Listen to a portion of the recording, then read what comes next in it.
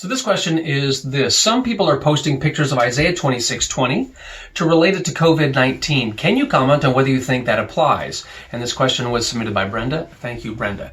So just so we're all on the same page, here's what it says. Go, my people, enter your rooms and shut the doors behind you. Hide yourselves for a little while until his wrath has passed by.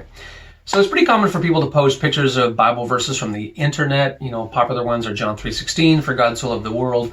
Maybe 1 John 4:8, which is God is love. Maybe it's Mark 12:31, love your neighbor as yourself.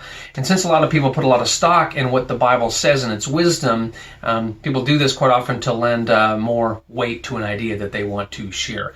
With this passage from Isaiah 26, it's clear that people want to post it to encourage people to stay at home in terms of physical distancing in relation to the current pandemic. But considering whether or not it applies to our current situation, let me give a bit of background. So first of all, it comes from the book of Isaiah. Isaiah was a prophet over 700 years before Jesus, so that's a long time ago. And as a prophet, he received messages from God and shared them with the leadership in Jerusalem and the people of Jerusalem.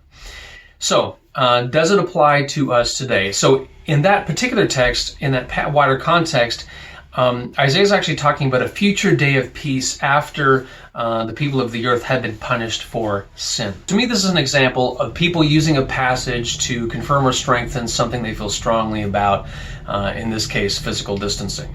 However, I would not use it because by using it, it implies that COVID-19 is the direct tool of God's wrath in this moment in history.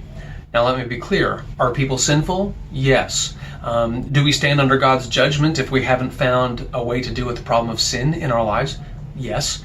And by the way, central to the good news of Christianity is that, when you trust in Jesus, what he's done for you on the cross, and ask for God's forgiveness, Jesus pays the penalty for what we deserve. So that's, central to the good news of the Christian faith.